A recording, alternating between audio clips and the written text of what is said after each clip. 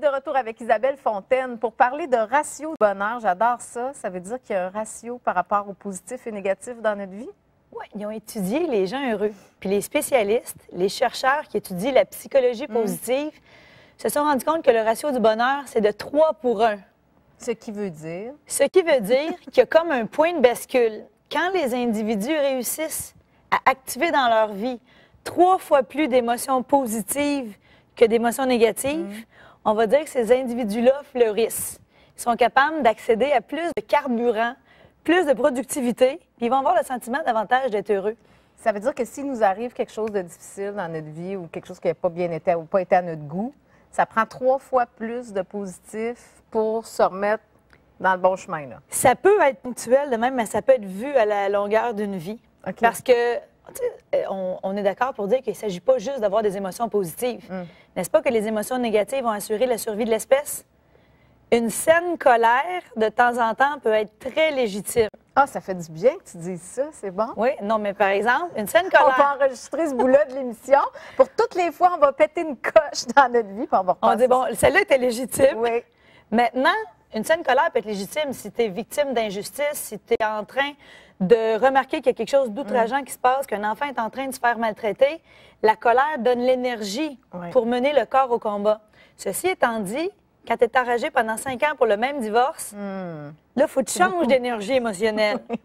Maintenant, la peur a assuré la survie de l'espèce, mais une anxiété diffuse qui t'habite à longueur de jour fait changer le ratio.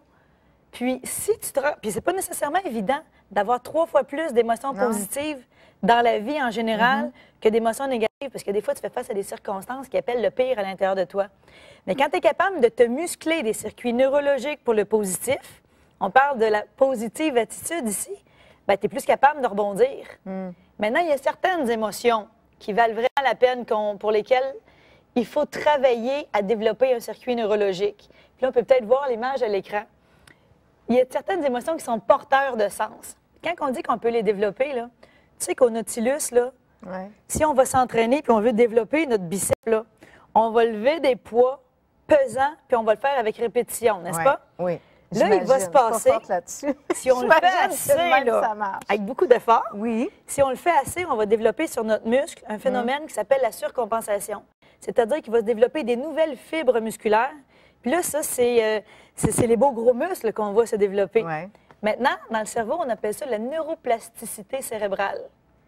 C'est-à-dire qu'on peut se muscler des circuits neurologiques qui vont nous amener plus souvent dans des émotions positives.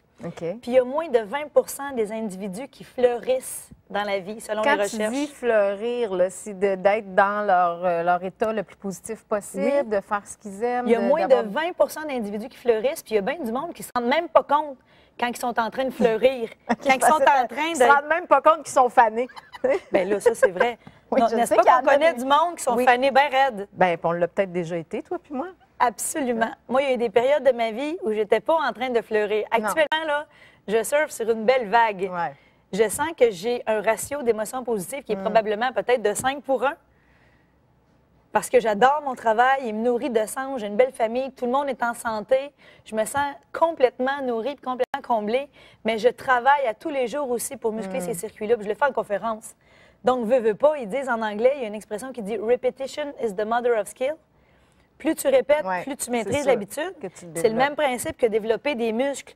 Il faut, avec la neuroplasticité cérébrale, développer des circuits neurologiques pour muscler notre capacité d'aller dans la positive attitude. J'adore ça. Se rappeler 3 pour 1. Puis l'accumuler le plus possible, je pense que ça peut aider. Tu peux monter à 5 pour 1, tant mieux. Ah, 5 pour 1. On va commencer par 3, là. Isabelle qui nous met de la pression. Laisse-nous fleurir à notre rythme.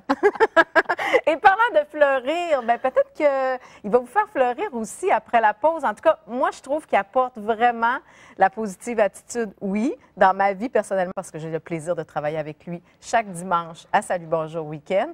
Et bien, on verra ce qu'il y a à nous dire de plus sur le sujet. Tout de suite après la pause, c'est Jean-Pierre Gravel.